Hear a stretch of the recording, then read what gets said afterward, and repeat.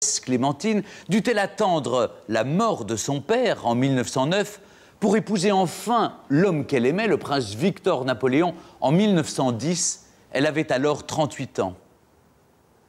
Son éducation royale a sans doute profondément influencé le caractère de son fils Louis. Et jusqu'à sa mort en 1955, elle participa activement aux célébrations officielles liées à l'histoire de la famille.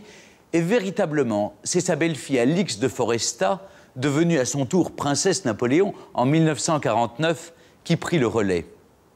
Non seulement elle a repris le parrainage de régiments, dont le 13e bataillon de chasseurs alpins ou le 13e dragon parachutiste, dit régiment de l'impératrice Eugénie, mais sa haute silhouette a également marqué les célébrations du bicentenaire de la naissance de Napoléon Ier en 1969 et celle du centenaire de la mort du prince impérial en 1979. Je crois que c'est un grand malheur pour la famille impériale de France, comparé aux Orléans ou aux Bourbons. C'est vrai que quand le feu, le prince Louis-Napoléon est décédé, personne n'en a parlé, il faut quand même être honnête. Hein, c'est une journaliste au Figaro qui était admiratori qui a fait un article dans le Figaro, c'est tout. Il n'y a pas eu le journal de 20 heures, il n'y a pas eu un grand média, il n'y a rien eu. Moi j'étais aux obsèques du prince Napoléon, c'était très émouvant, c'était un grand monsieur, c'est quelqu'un qui a fait beaucoup, mais malheureusement qui je pense a fait une grande erreur. Cette erreur c'est de s'être trop replié sur lui-même, et c'est un peu triste.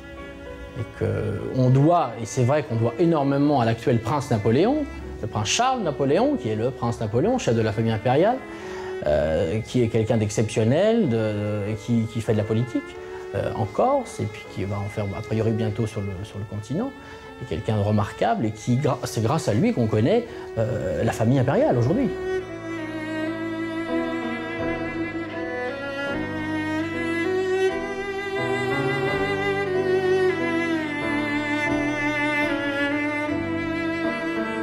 Il n'y a pas d'ambition dynastique aujourd'hui dans la famille des Napoléons. Depuis que Louis, le prince Napoléon de l'époque de la Deuxième Guerre mondiale, a dissous les associations bonapartistes, s'est engagé lui-même dans le combat pour la libération de façon héroïque. Il a renoncé au trône, en quelque sorte, enfin si on peut dire. Et donc, il n'y a pas aujourd'hui, de la part des Napoléons, l'ambition, le souhait, la revendication de recréer un troisième empire français. Le terme de dynastie ne peut pas être appliqué aux Bonaparte comme il peut être appliqué à d'autres familles, pour la raison donc que le fondement des Bonaparte, c'est la République, mais on peut en effet le comprendre comme la dynastie au sens américain du terme, c'est-à-dire désignant une famille porteuse d'un capital moral.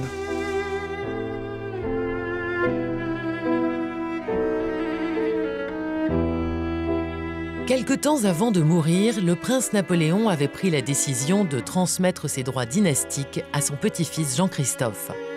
Autrement dit, il a décidé d'omettre la génération de Charles.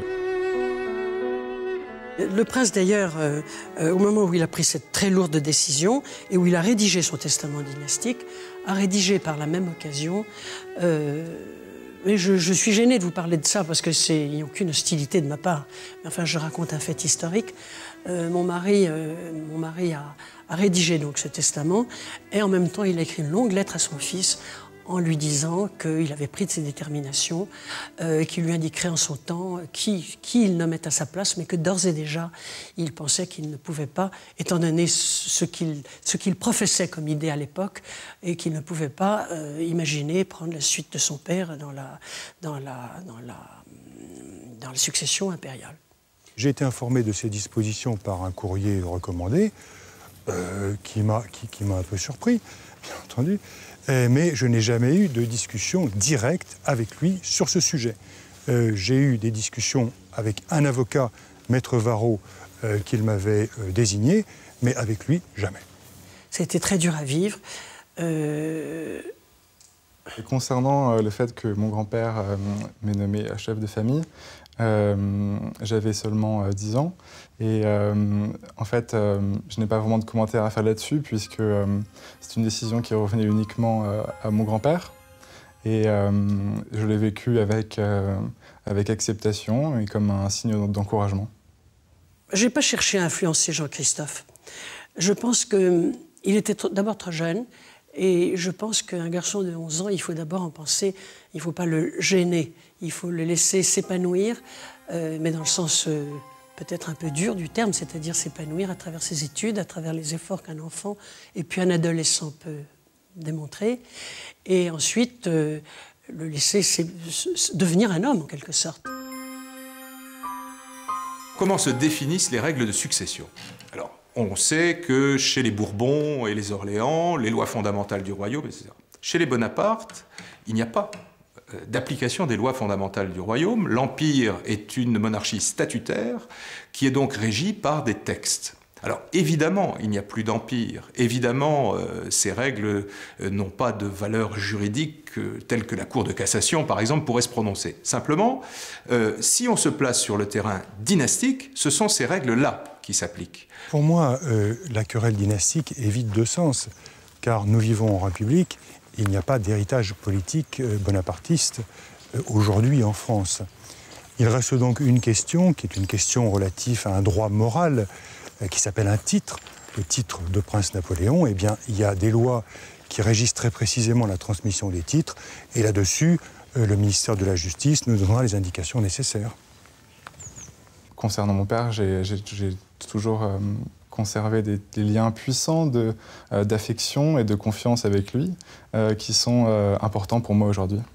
J'ai eu l'occasion de préciser ma position très clairement à mon fils, et par conséquent, il connaît mon positionnement, et au demeurant, il approuve pour l'essentiel mon positionnement politique. Et il se sent, comme moi, un citoyen de notre époque, désireux de tenir sa position de citoyen et d'assumer ses responsabilités d'homme.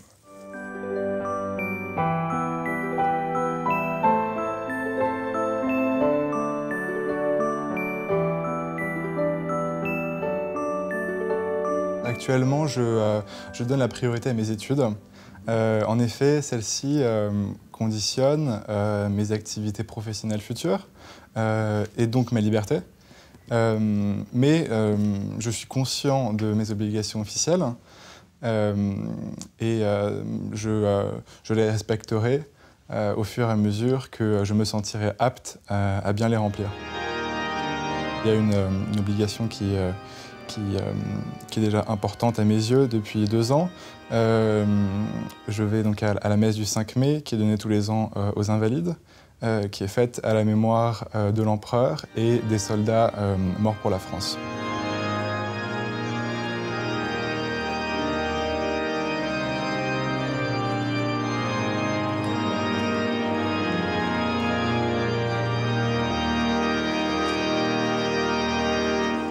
Si on me demande de participer à une manifestation, c'est en tant que représentant de ma famille. Donc je suis en droit d'attendre que les gens se comportent avec courtoisie et un minimum disons, de décorum. Je ne le réclame pas pour moi, mais je pense que c'est une courtoisie vis-à-vis de la famille que je représente.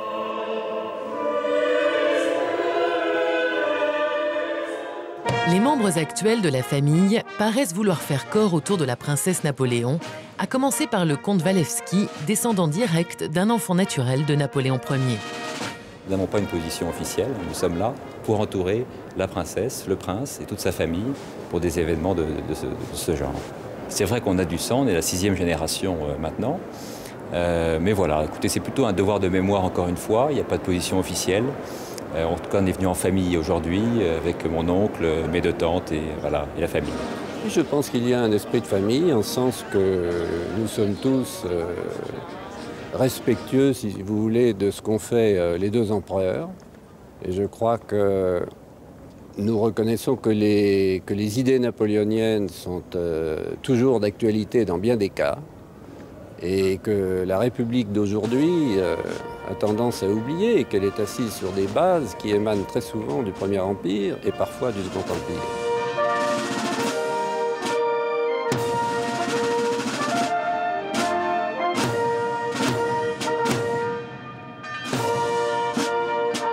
Ce matin, j'étais particulièrement émue et touchée de voir la présence de mon fils à cette cérémonie officielle, surtout un jeune garçon de 19 ans qui est encore en pleine étude. Et je suis aussi très fière parce que je trouve qu'il a extrêmement bien tenu son rôle, avec beaucoup de simplicité, une certaine grandeur. Et je trouve ça absolument émouvant et touchant. On ne peut comprendre les différents points de friction entre les principaux membres de la famille impériale si on ne relève pas l'opposition entre deux conceptions de l'Empire napoléonien, d'ailleurs ambiguë dès sa naissance en 1804. D'un côté, une vision républicaine issue de la Révolution, dont Bonaparte était un général et un défenseur. De l'autre, une ambition monarchique liée aux tentatives d'installation d'une dynastie par Napoléon Ier, puis Napoléon III.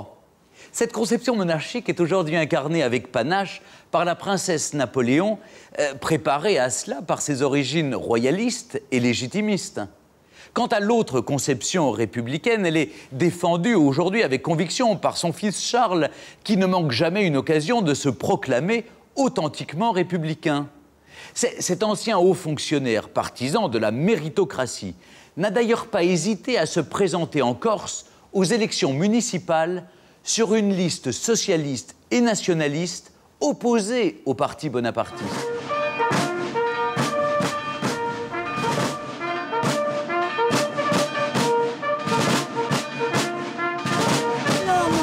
Ça va?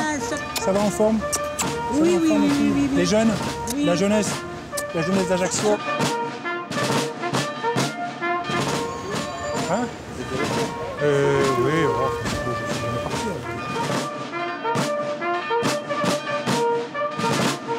Ça va sinon? Ça va. Bon, allez. Au revoir. À bientôt. Je suis effectivement le premier des Bonaparte à être revenu à Ajaccio depuis un siècle, puisque ma famille était exilée de France et donc ne pouvait pas être élu en France et a fortiori donc à Ajaccio. Mais par contre, ceux qui m'ont précédé avant l'exil, donc qui date de 1886, ceux-là se sont très couramment impliqués en Corse. Il y a des conseillers généraux, des présidents de conseillers généraux qui étaient corses. Mon arrière-grand-père était député de Corse. Enfin bref, il y a une longue tradition politique en Corse. Donc au fond, c'est quelque chose d'assez naturel. Karine, Laurent, je suis particulièrement heureux de vous recevoir donc, dans cet hôtel de ville, donc dans la salle d'apparat de l'hôtel de ville d'Ajaccio, qui est donc décoré d'un certain nombre de souvenirs qui me sont proches. Nous allons procéder au mariage. Monsieur Charles Napoléon, conseiller municipal, officier d'état civil, vous fera connaître les droits et devoirs respectifs des époux. Que cette journée soit une grande journée pour vous et qu'elle soit le début d'une nouvelle étape dans la vie que vous avez choisi de partager.